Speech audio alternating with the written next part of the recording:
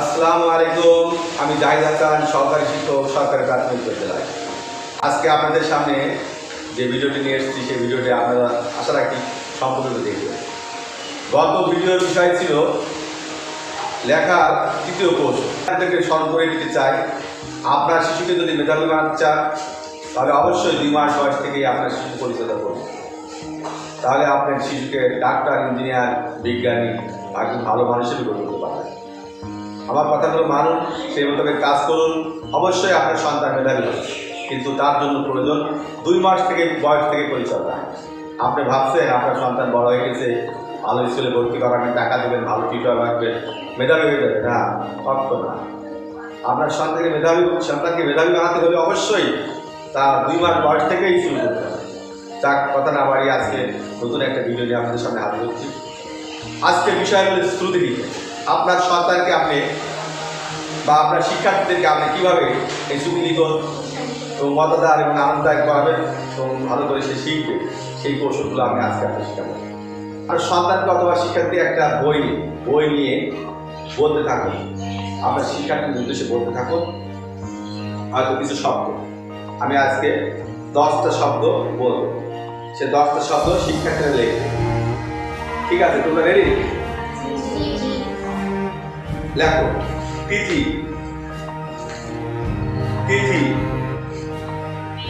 বিদ্যালয়, তুমি, প্রতিযোগিতা,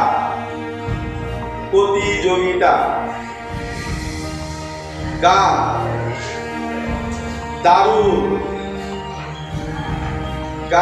দারুণ, ওই যে ঘন্টা, পড়লো। আবার আমি, বিদ্যালয়। লেখা হয়ে থাকে সেগুলো আর লিখবা না, যেটা লিখেছো সেটা লিখবা না। আমি আবার রিভিউ করছি। আমি, বিদ্যালয়, প্রতিযোগিতা, গান, দারুণ, ওই যে ঘন্টা,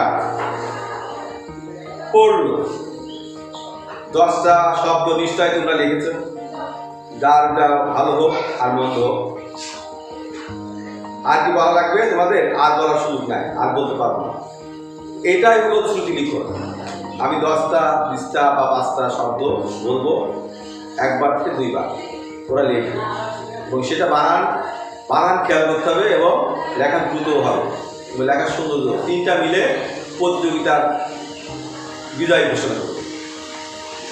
তো আসি, এখন আমরা শব্দ লিখেছি, এই শব্দটা আমরা শিক্ষার্থীকে দেখব শিক্ষার্থীরা সঠিকভাবে লিখতে পেরেছে। 2টা পেরেছে। তুমি 1টা, 2টা, 3টা, 4টা, 5টা, 6টা, 7টা, 8টা, 9টা, 10টা। থ্যাংক ইউ তোমাকে, তুমি 10 মান তোমাকে দিয়েছি। তুমি 10টা পেরেছো, বানান ঠিক হয়েছে। তুমি কয়টা পেরেছো? তিথি, বিদ্যালয়, 1টা, 2টা, 3টা, 4টা, 5টা। তুমি 5 মার্ক পেয়েছো। দেখি 1টা, 2টা, 3টা, 4টা, 5টা, 6টা। দারুণটা বলতেন না, তাই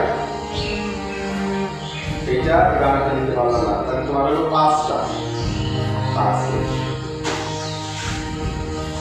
আচ্ছা, 1টা, 2টা, 3টা, 4টা, 5টা, 6টা, 7টা, 8টা, 9টা। 9টা পেরেছো, কিন্তু তুমি বানান লেখাগুলো সুন্দর করতে হবে। তাই তোমাকে লেখা ভালো লাগে, তাই তোমাকে একটা নম্বর রাখলাম। 1, 2, 3, 4, 5, 6, 7। তোমার বানান হয়নি, হয়নি, গানটা কথা বলে বলেছো, প্রয়োজনীয়তা এটা হয়নি। 1টা, 2টা, 3টা, 4টা পেয়েছো, 4 তোমার লেখাটা ভালো হয়নি, সুন্দর হয়নি, সব মিলাই বানানগুলো দেখা যাচ্ছে, সেটি বুঝিয়ে পেলাম। ইসমাইলকে আমি বিজয় ঘোষণা করছি। সবাই একটা তালি দাও। শব্দই লিখতে পেরেছে এবং তার বানানটা ঠিক হয়েছে। Thank you. দেখলেন কিভাবে আপনার সন্তানকে বা আপনার শিক্ষার্থীদেরকে কিভাবে শ্রুতি লিখন, অর্থাৎ শব্দ বলবেন 8টা 10টা 20টা বা 5টা, একবার থেকে 2বার বলবেন অথবা 3বার বলতে পারেন ও কত দ্রুত এবং সুন্দরভাবে এবং নির্ভুলভাবে লিখতে পারে। এই পদ্ধতিটা করবেন, তাহলে কি হবে, ওর আনন্দ পাবে, মনে মনে অনেক ভালো লাগবে এবং সে লেখায় কি হবে, সৃজনশীল হবে এবং লেখার দক্ষতা বৃদ্ধি পাবে। আমি দিয়েছিলাম 10টা শব্দ, একবারের থেকে 2বার বলেছি। ওরা লিখেছে, নির্ভুলভাবে লিখেছে অনেকেই, কেউ হয়তো 8 পেয়েছে, কেউ হয়তো 2 পেয়েছে, কেউ 7 পেয়েছে। আমি যদি এই পদ্ধতিটা আপনার শিক্ষার্থীদের মাঝে অথবা আপনার শিশুর ক্ষেত্রে প্রয়োগ করেন, তাকে কোনো প্রতিযোগিতার কোনো উপহার দেন, অবশ্যই আপনার সন্তান অথবা আপনার শিক্ষার্থীরা তাদের ভিতরে প্রতিযোগিতার মনোভাব সৃষ্টি হবে এবং লেখায় আগ্রহ সৃষ্টি হবে এবং তারা অনেক আনন্দ নিয়ে এই সমস্ত খেলা বা প্রতিযোগিতায় অংশ নেবে। এখন আমি আপনাদের সামনে কিভাবে অনুচ্ছেদ লিখন, অর্থাৎ একটা গল্প একটা বিষয় বলে লিখতে হয়, এতক্ষণ লিখলাম আমরা শব্দ, এখন লিখব গল্প অনুচ্ছেদ। যে অনুচ্ছেদটা আমি বলবো ওরা লিখবে। অবশ্যই আপনার সন্তান বা শিক্ষার্থীদেরকে শ্রেণী উপযোগী, ও যদি 1-এ হয় আরও সহজ সহজ শব্দ দিবেন, ও যদি 2-তে হয় আর বিষয় দিবেন। তিনি যত উপর লেভেলে ক্লাসে উঠবে তত ওকে একটু কঠিন কঠিন শব্দ দিয়ে এই শ্রুতি লিখনটা করা। ঝিলি ও মিলি 2 বোন, আমি 1বার থেকে 3বার মতো বলবো। ঝিলি ও মিলি 2 বোন, ঝিলি ও মিলি 2 বোন, তারা দেখতে একই রকম, তারা দেখতে একই রকম, তারা দেখতে একই রকম। সবাই ডাকে ঝিলিমিলি, দাঁড়িয়ে যাবো, সবাই ডাকে ঝিলিমিলি,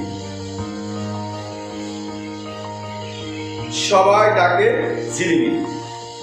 তুমি যতটুকু শুনতে পারেছো, তোমরা যতটুকু পেরেছো ততটুকুই লিখবা, সে আগের থেকে হোক আর পিছনেরটা হোক। আগের বাক্য হতে পারে, মাঝখানটা বাক্য বাদ দিতে পারে, শেষটা বাদ, এতে কোনো ঘাবড়ানোর কিছু নাই, ঠিক আছে? দুজনের 2টি বিড়াল, এটা অনুচ্ছেদ লেখনের শুনে শুনে লেখা, শুনে শুনে লেখার দক্ষতা তৈরি হবে। তো যে কোনো বিষয় নির্দেশনা ও শুনতে পারবে এবং সেই মোতাবেক সে কাজ করতে পারবে। জানো, এখন আমি দেখি ওরা কি লিখেছে। তোমারটা কি লিখেছো?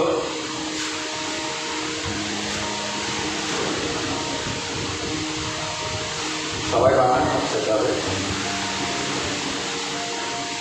বাহ, দারুণ পেয়েছো তুমি। 10-এর ভিতরে পেয়েছো 9।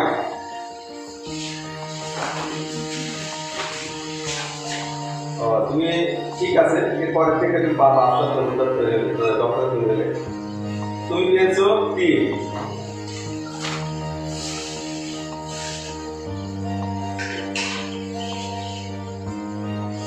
হ্যাঁ, দাড়ি কমাটা আমার বলা ছিল, তারপরও ভালো করেছো তুমি, খারাপ করনি।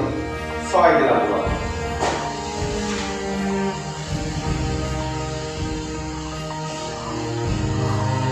বাহ, তোমার লেখাটা বেশি হয়েছে, ভালো হয়েছে। তোমাকে 10-এর 10 দিলাম।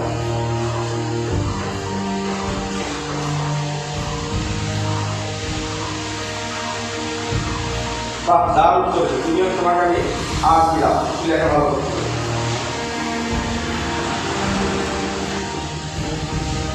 তোমার লেখাটা যদি ঠিক আস্তে আস্তে ঠিক হয়ে যাবে। তোমাকে দিলাম আমি 6, তোমাকে দিলাম 5। ঠিক আছে, অনেক সুন্দর, ভালো থাকা। হ্যাঁ, সবাই এখন এই রাউন্ডে কে জিতল এখন রাখছি ঢাকায়। ওকে, সবাই তাই যাও। এই ভিডিওটি সম্পূর্ণরূপে দেখবেন, আপনার সন্তান অথবা শিক্ষার্থীদের অবশ্যই দক্ষ মেধাবী মানুষ হিসেবে গড়ে তুলতে পারবেন। তাই আজকে ভিডিওটি না বাড়িয়ে আজকে এখানে শেষ করলাম। আল্লাহ হাফেজ।